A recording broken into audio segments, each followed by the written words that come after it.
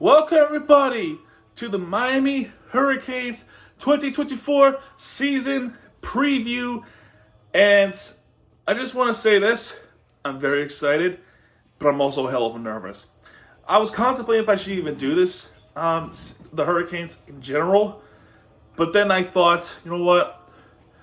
There are really good games that are happening in the next couple of years. And I feel as though it's my duty that I should do this. And also, not to mention, I really, really love football. Football is my blood, my sport. I crave it. And that's what I'm going to do. I love talking football with everyone. And with that being said, we're only going to talk about the Hurricanes football. It's kind of a hard decision to make.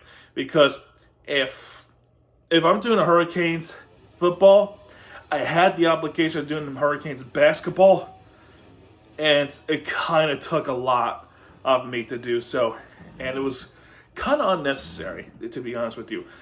But for football, I don't regret it, and I know you guys enjoyed the football videos more than you do the basketball videos. So from this point forward until I decided, you know what, I'm going to stop with the Hurricane stuff. I'm going to do football at least for the next year.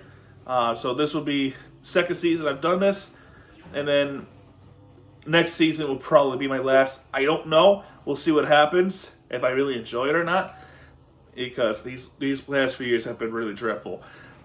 So speaking of which, all of that, we shall talk about it. So last season, it came off with one of the best starts in a long time, and it ended in a really devastating disaster.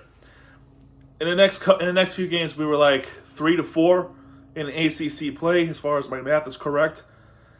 So if you add all that, or 3-5. So you add all up, it's 7-5, undefeated in non-conference, including that massive win against Texas A&M, especially if they're an SEC opponent, and it was at home, and I was at that game too. So, with that being said, the coaching staff, Sharon Dawson, Lance, and more importantly, Mario Cristobal, they are still there, still coaching. Here's what I'm looking for from the coaching staff, and probably the biggest thing, right? The biggest thing I want to see: clock management. Clock management was awful last season. I don't want to bring this up, but I have to. The Georgia Tech game, one of the worst clock managements in the history of NCAA sports. All you had to do was take the knee, and you didn't. Instead, you had one of our running backs run it, and he fumbled it. And a couple of plays later, Georgia Tech scores a walk-off touchdown. And I was in Los Angeles when I saw that. And you could imagine people looking at me weird, like, what the fuck is this kid? What is he screaming about? And I told him the story. I'm like, oh, great. So, perfecting that, clock management. Take the knee. So that's what I want to see. What I want to see next is consistency. We have higher expectations than any other season that we had in like 20 plus years. I'm not joking you. We had one of the best recruitments of this decade. We're still recruiting some really young and very talented players from certain high schools, including some of the rare ones that were going to go to Alabama, Ohio State, LSU. And then you have folks from, we're going to talk about them in about a few minutes, but Florida, there were some decommitments going to the south of Florida, which is the Hurricanes. So it's a lot. It's kind of a lot, and I give credit to Mario Cristobal. Mario Cristobal, he can recruit, but boy, his coaches should do better. I'm gonna be as brutally honest as I possibly can, because I love the team and I want them to be as successful as some of the professional teams in the area, like that one and That one, exception of that one, they just finally won it all. But you get what I'm talking about, right? I want them to do well, especially with football. And football is our blood. You know, football is really the biggest thing in Miami sports regarding the University of Miami, the Hurricanes. Basketball was good last year, at least. And then, you know, disaster kind of struck with the basketball team. You get what I'm talking about. We got to cheer for something regarding the U. And this is why I want to do the preview, because I want to get that hyped up. And I apologize if you hear the noise. It's unprofessional of them to do more in my video. But let's see what happened. Let's see what's going on. So, I'm looking at the depth chart right now. We got some new additions, transfers, and like I said, recruitment. We're going to start off with the offense side. We got Samuel Brown, the senior. He is a transfer. He is coming to the U. He is playing the wide receiver X slot. The backup was probably going to be Isaiah Horton. He's also a sophomore. So I'm pretty excited to see that. Jacoby George is still around. He's going to play the Z slot. His backup is the newly recruited Nye Carr from the freshman year. He's going to be in. Joshia Schrader. If I butcher it, I apologize. He's also there as well. And the H slot. And I'm kind of shocked about this, but Xavier Restrepo, he's back. I'm kind of surprised he didn't go for the NFL draft after a poor performance. Actually, his performance wasn't poor at all. After a poor season of last season, he decided to say, I'm staying. We were close to winning the freaking bowl game, which that was it right there. We'll talk about the bowl game in a few minutes. But Restrepo is back, and he is going to be, his backup is Ray Joseph, I think is a good backup. The line guards, the left tackle, Jalen Rivers, Markel Bell, who is a junior transfer. Matthew McCoy is going to be the left guard. His backup is going to be Ryan Rodriguez, who is going to be moving around. Ryan Rodriguez, who's going to be moving around as a sophomore, and he's also going to back up the center, Zach Carpenter, who is a absolutely amazing transfer. Yeah, thanks. But man, I can't fathom how great of a transfer it was from Zach Carpenter. Ryan Rodriguez also going to back him up in the center position as well. The right side of the guard, Inez Cooper, and the backup would be Tommy Kinsler IV, who is also a freshman. Francis McWa, who is still around, he was a sophomore. His backup will be Samson Akulola, who is also a freshman. Welcome. Elijah Arroyo and this is the tight end position now. Elijah Arroyo, who's going to be the starter for the tight end slot. Also, the backups would be Riley Williams, Elijah Lofton, and Cam McCormick, who McCormick has played some pretty nice reps during the season. Now we're finally going to talk the biggest position of all. Quarterbacks. Cameron Ward, who is a transfer.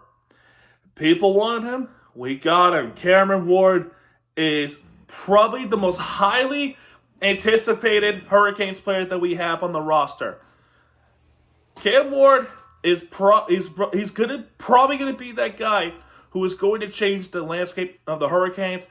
He can run, he can throw, and he can play make. And that's what the Hurricanes desperately needed. They were not able to get that from Tyler Van Dyke. I'm sorry to say it. They couldn't get that from Van Dyke. Ward is probably going to be that guy. We'll see what happens. He is a senior transfer. And his backups, welcome back Emory Williams, who suffered that injury against FSU, and Reese Poffenbarger, who is also going to be their backups. And the running backs, Damian Martinez, who is a transfer, Mark Fletcher Jr., who's still around, and Jordan Lyle, who is a recruited.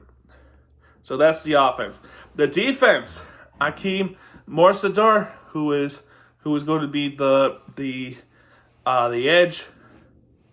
Tyler Barron, who is a transfer. C.J. Clark, who's going to be in the right side, I believe. Ahmed Malton Sr. The defensive tackle is Simeon Barrow Jr., who is also a senior transfer. And another senior transfer, Marley Cook, to play defensive tackle. Ruben Bain, who probably one of the best Hurricane defenders we had last season. He's still here. He is a sophomore. Ruben Bain, I love him. Love him as a player. He can really do damage to the other side of the field. And his wingman, Elijah Alston, who's there with him. Weasley Bassarth, who's going to be there as well, who's going to be up in the middle guard. Jalen Alderman, who's a senior transfer, is still going to be there. Francisco McGuire, who is a brother of Francis. Not kidding. So either he's the same guy or different. I don't think so. Anyway, Raul Aguilar is the backup for McGuire. Left side, OJ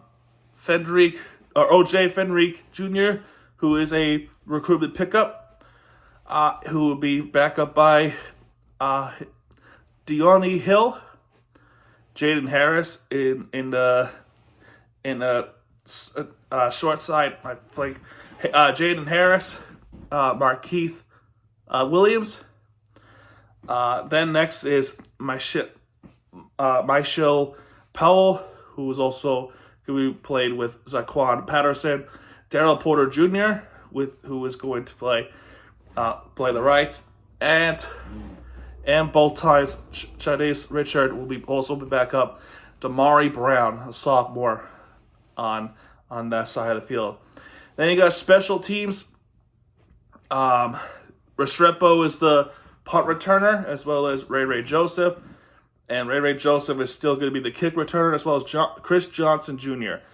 But everything else, Dylan Joyce, on penalty kicker, not penalty kicker. The kicker is Andre Borregales, who is still here. Abraham Murray is going to be the backup in case anything happens. Dylan Joyce is the punter, and Andre Borregales is also going to be the kickoff. And some of the guys that like Donovan and Mason Napper is also going to be part of the special teams. And that's their depth chart. That's pretty much your depth chart. So with that being said, with this season, how will this be different than the last season? In my personal opinion, this is where I predict things. It might be different because I think we probably have a slight better chance to win some bigger games.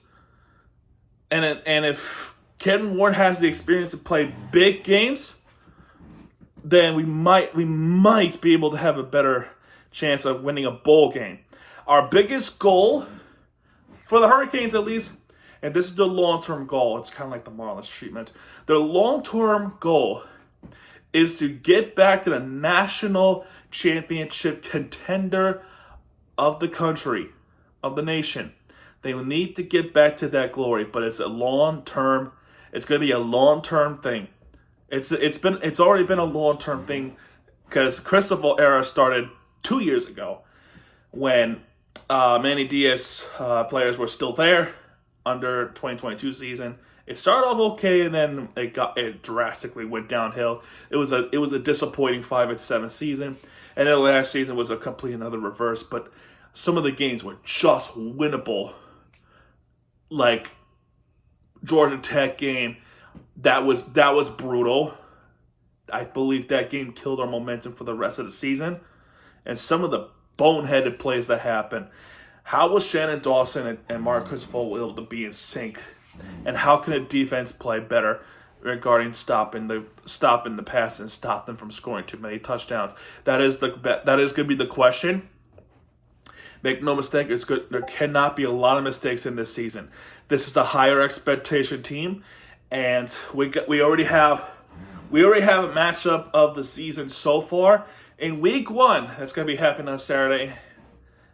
Somebody's job is going to be on the line if they don't perform well this season, because this first game will dictate it all.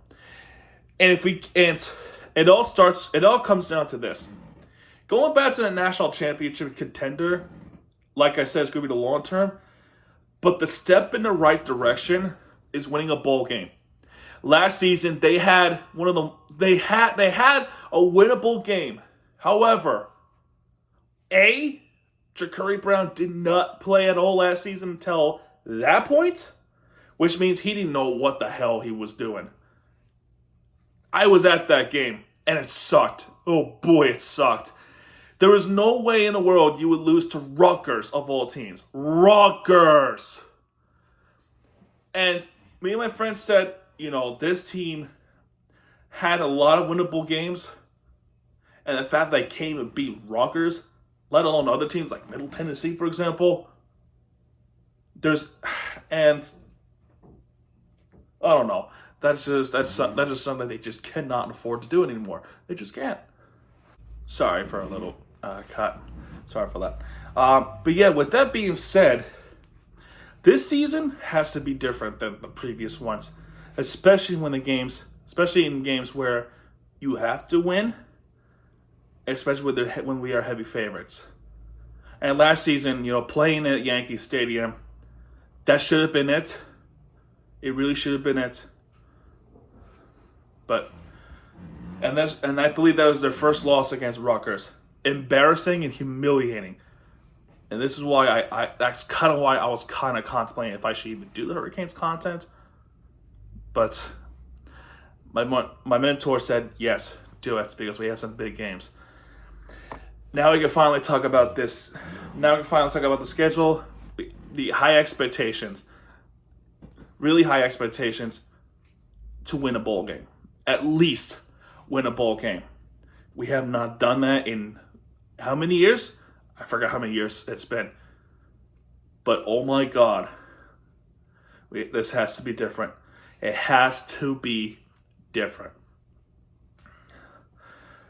I'm gonna do another preview tomorrow for the specific match, which I'm going to briefly talk about right now. Our first game is on Saturday, 3:30 p.m. Miami Hurricanes versus Florida Gators. I'm not kidding you. That's our first game.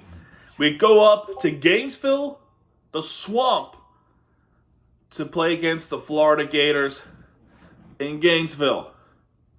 We are going to the enemy territory in the state of Florida. As FSU was bad enough, you got those Gator fans who are just very passionate with their football team. These past few years, they have, and I'm going to save all this for tomorrow. They have gone through a little bit of a spiral too, but we'll talk about that tomorrow. That's our first game, and I should say we are ranked 19th ranked 19th in the top 25 nation. So that's going to be the thing. Anyway, next match is another Florida team, Florida A&M.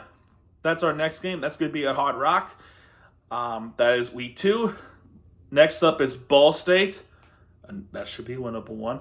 And another Battle of Florida match is South Florida Bulls. That game is also winnable. However, they're also been doing some pretty. They've been pretty decent football team last season, I think. I don't remember. But dude, that game is winnable as well. That game is absolutely winnable. We'll talk in detail when I talk about schedule. Then ACC play. That game I might go. Virginia Tech versus Miami. That is a Friday night game. I think they're going to be wearing their black jerseys, which it's a really sick jersey. But boy, please win that game as well. And now This is going to be an interesting talking point. See, there was a ACC realignment regarding one or few some Pac-12 schools. Pac-12 is no longer a thing. I'm really sad that it's no longer a thing. But because it's no longer a thing, we have some teams from the Pac-12 coming into the ACC. And if you understand what Pac-12 is, Pac-12 basically means Pacific 12. And they're in the ACC, which is meant to be Atlantic Coast Conference. I don't think that makes any sense at all. I still don't think it makes any sense. Because what I'm about to tell you is their next match. I'm not kidding you. It's shocking. California. Yes. California is a ACC team. They play in Berkeley, California, which I was in the area. I was actually in the area of that school. It's a NorCal school by Oakland, I believe. I know a thing or two about that certain area because I've actually been there. I was on a cruise going there. But yeah, the Golden Bears, they're part of the ACC team. And it's a home game for the Golden Bears. So that means Miami, I don't know, when was the last time they went on the West Coast? I don't know if they ever went to the West Coast. I could be wrong. But if this is the first time, yep. They're going out west. They're going out west. So yeah, I can never escape West Coast games. It's hard enough to do it at professional levels, but the collegiate sports. Anyway, welcome to the ACC, California. And then we go on a bye week. Then we play against Louisville, in which Louisville was a really good team last season. Didn't win the ACC championship though. But that game is tough because this time it's going to be in Louisville. And then, please God, Florida State. Now we talk about rivalry. This is the team that won the ACC championship and was maliciously robbed by the NCAA. They picked Alabama over FSU. They picked them over FSU, FSU went undefeated. They went undefeated all season long. But yet, they still were not able to make it a top four. There's one thing I agree with FSU fans. It's a pretty bullshit system that they have. And there may be some allegation with the SEC bias with what's going on. And this is partial reason why FSU despises NCAA setup. And there's another reason why we also have a new playoff format. Yeah, I'll talk about that in a minute. But anyway, Miami, biggest game of the year. No doubt about it. Gators is pretty close, even though it's a first game. But that game against FSU, we must win. And our next game is against Duke, which that should be a win as well. We'll talk about that. And then, revenge game against Georgia Tech, but this time in Atlanta, Georgia. Wake up. Then we have a bye week, which that kind of sucks because if there wasn't any bye week, they would have played on my birthday, but it wasn't meant to be. But 2 weeks later, they play against Wake Forest, and then finally concluding the regular season against Syracuse up in Syracuse, New York. So now we're going to talk quickly about the playoff format they have. I think they start this season, but now it's a 12-team playoff format, which is, the higher ups or the lower ups have a chance to try to compete through the playoff, especially against teams like Alabama and the other sorts of things. It's no longer going to be the top four teams in the nation that are going to be competing for the NCAA title. That's probably done. I have to double check that, but that's what I saw. I'll let you guys know about that tomorrow. But that's what I'm looking at. That's what I see it. I think this new playoff format is needed because, there are some really good teams There really are some really good teams that deserve at least a chance to compete for the NCAA title. And if they're not that qualified to try to go through the playoff, at least give them the privilege to play for a bowl game. Which that's what they've been doing. That's what they're doing for so long. But give them an opportunity to play for a bowl game. Like the Hurricanes, for example. You also have teams like, not Alabama, because they always compete. But Texas A&M is really good. Washington's really good. They competed. Oregon was really good. Who else can I think of? Missouri probably deserves a chance. Just naming some schools. Oklahoma, Penn State. Clemson competed sometimes. Tennessee especially should be having a chance to try to compete for the NCAA title. Texas, Ole Miss, and so on and so forth.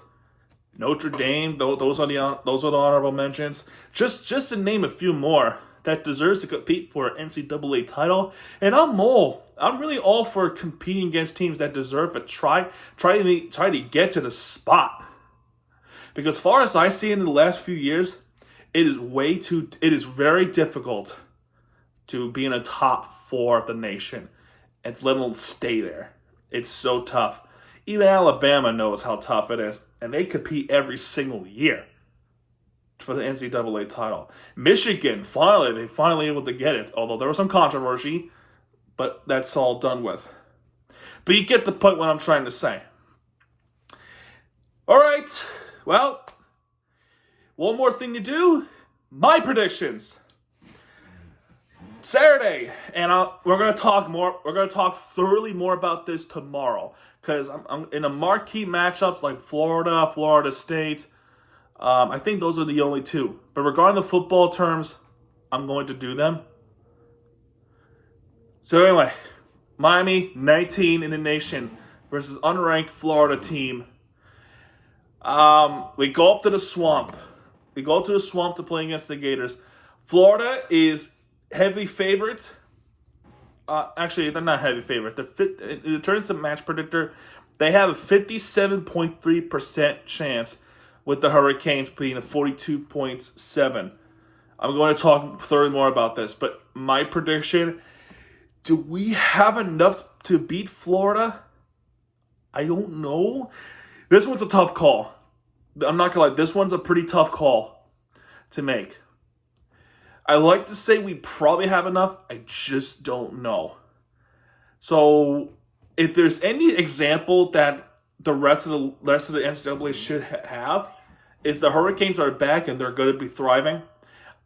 I'm going to make a bold prediction. I'm going to say the Hurricanes upset the Gators in the Swamp. It's going to be really, really tough, and I'll explain more thorough tomorrow. But this should be a win. But very close. It's going to be very close. We'll see what happens. I'm nervous, and I'm excited for it. Florida A&M versus Miami. I'm going to say Miami Hurricanes are going to win that one fairly easily. And then the next game is against Ball State. That's week 3. My Hurricanes should have that one. Then we go to Tampa to play against South Florida Bulls. Hurricanes should take this one too. So my prediction will have a 4-0 non-conference record, undefeated once again. And now we go to ACC play versus Virginia Tech. I'm probably gonna call it here and say Miami should have that one. Then we go to California, which this is where I'm kind of conflicted because Hurricanes never go out west like this before.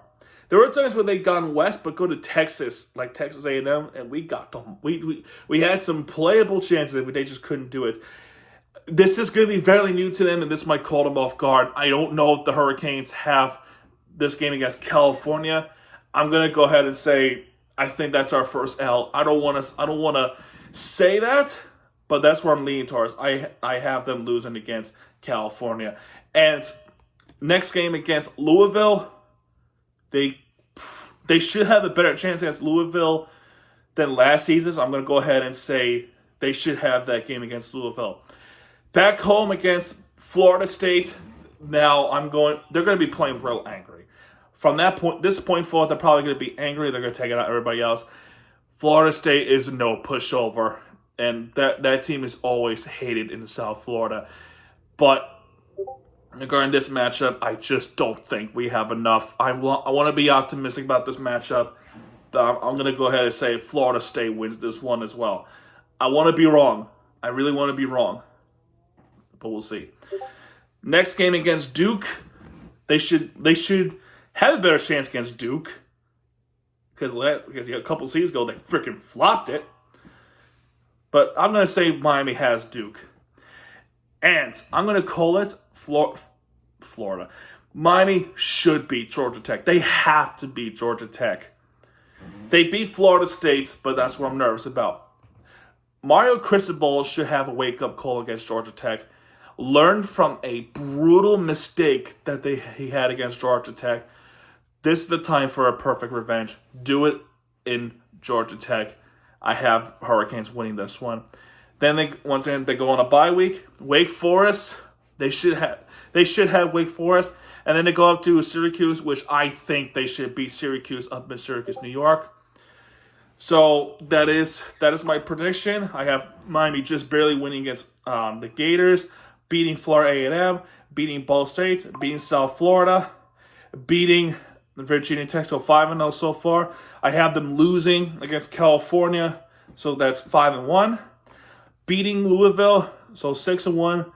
Florida State losing 6-2 now.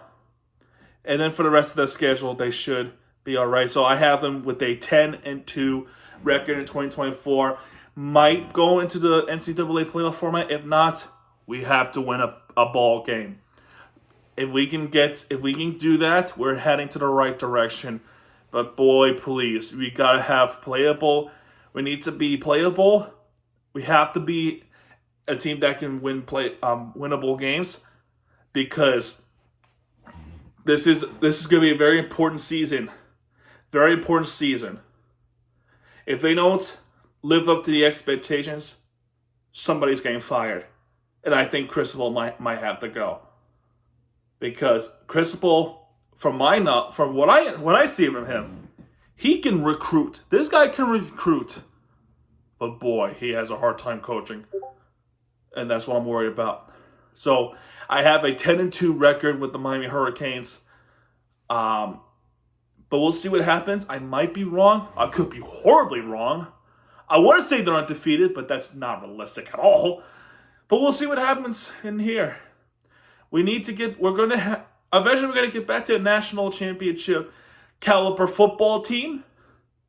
But we'll see what happens. Tomorrow I'm going to do a Miami versus Florida, Florida Gators versus Miami Hurricanes preview, because that's going to be one hell of a game. But we'll see what happens. We'll see what happens from this point forward, folks. Anyway, there you go. That's going to do for this one. Like I said earlier in the video, I'm only going to do football videos from this point forward. Football is this truly a team for most of all. Nobody was really interested in my basketball videos anyway, but football videos, people are interested. So I'm going to do this and that eventually. All right, there you go. That's going to do it for this one. If you have enjoyed this video, hit the like button, subscribe for content, because Miami Tuesday guys are back. And when he does, he'll be right there with the fair entertainment you deserve. And also to keep the content going. Anyway, guys, that's going to do it. Let's go you. I'll see you guys next time. Good night.